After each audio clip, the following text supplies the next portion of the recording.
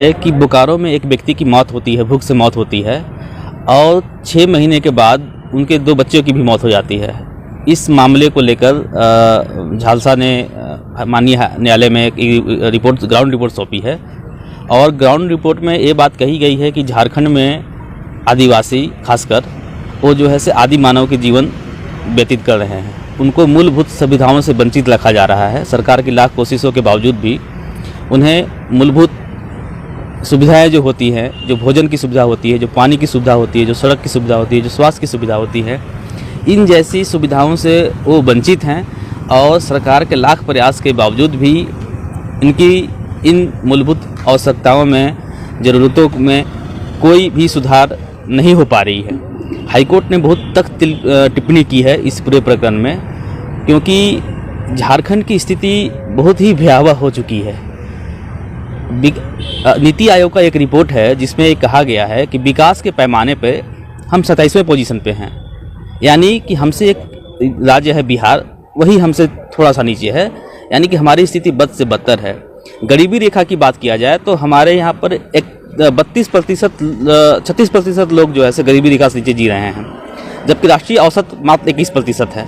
उसी प्रकार जो है यहाँ पर ठिगना बच्चों की जो मात्रा है, प्रतिशत है, वो 26% है। 26% बच्चे जो है ठिगना हो रहे हैं, कुपोषण के शिकार हैं। 62% महिलाएं जो हैं एनीमिया के शिकार हैं। तो आप समझ सकते हैं कि कैसे जो है राज्य सरकार काम कर रही है। अब तक जितनी भी सरकारें रही हैं या बनी हैं झारखंड में, वो भ्रष्ट अधिकारियों, पदाधिकारियों और लापरवाह कर्मचारियों की मदद के सहयोग से वो झारखंड को नपुंसक बनाने में लगे हुए हैं।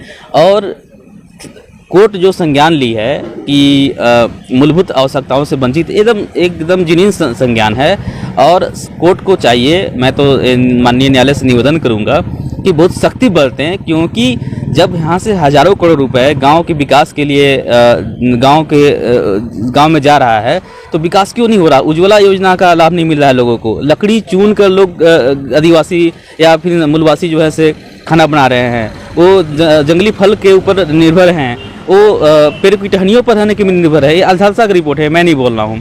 तो इन सभी चीज़ों पर न झारखंड के राजनेताओं को ध्यान जाता है, ना ही अधिकारी पदाधिकारी तो इस पे हिस्सेदार है ही इस अवस्था में लाने के लिए झारखंड को।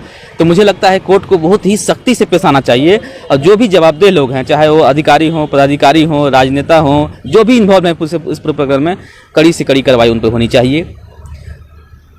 जंगल में रहने वाले जो लोग हैं आज भी उन्हें जंगली समझा जा रहा है। जो बाहर से लोग आते हैं जी, उन्हें आज भी जंगली बोलकर संबोधित करते हैं। इसका पीछे कारण क्या है? देखिए, अशिक्षा सबसे बड़ा कारण है इसके पीछे।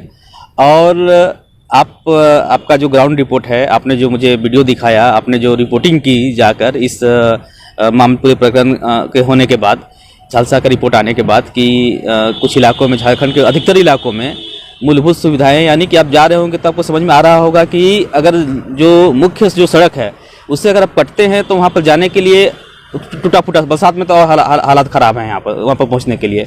गांव पे पहुँचने के लिए सड़क नहीं है, बिजली पानी जैसी मूलभूत आवश्यकताओं पर तो आप चर्चा ही नहीं कर सकते हैं।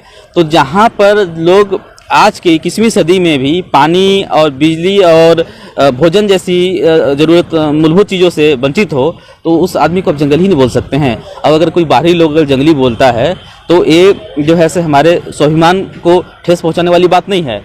वो हमारी वो सच्चाई देखकर वो बोल रहे हैं। हमारी अगर जीवन शैली अच्छी हो जाती है, हम भोजन अच्छे मिल पाता है, हमें पानी मिल पाता है, अगर मुझे सड़कें, हमारे यहाँ सड़कें उपलब्ध हो पाती, अच्छी सड़कें उपलब्ध हो पाती, तो किसी को बोलने का ये हक नहीं होता। कहीं न कहीं राजनेता, कहीं न कहीं अधिकारी पदाधिकारी इस पूरे प्रकरण में दोषी हैं, उन पर कार्रवाई होनी चाहिए। झारखंड लगभग 20 साल लगभग बीत गए हैं। एक गांव है रोहतांग करके, जहां बिरसा मुंडा की गिरफ्तारी हुई थी, उस गांव तक भी विकास नहीं पहुंच पाया है। क्या कारण है? देखिए, ऐतिहासिक महत्व का ख्याल रखने का जवाबदेही सरकार को तो होना चाहिए, क्योंकि नई पीढ़ी जो है उससे प्रेरणा लेती है। और हमारे जो महापुरुष रहे हैं, हमारे बिरसा मुंडा जी को तो भगवान का दर्जा प्राप्त है, तो उनका जो काल क्षेत्र रहा है, उन काल क्षेत्रों को तो कम से कम विकसित करना चाहिए। उसी बहाने कम से कम आसपास के लोगों का जीवन शैली में परिवर्तन होता है, वहाँ के लोगों को जो है एक सामान्य जीवन वैसा व्यतीत करने के लिए जो सरकारी सुविधाएं मिलनी चाहिए थी वो मिल सकती थी। मुझे लगता है कि इस पर जो है सो सरकार को अब इस रिपोर्ट के आने के बाद, हाई कोर्ट के कमेंट के आने के बाद कुछ न कुछ संज्ञान लेना चाहिए। थोड़ी बहुत शर्मा अगर बची हुई सरकार में तो उस ध्यान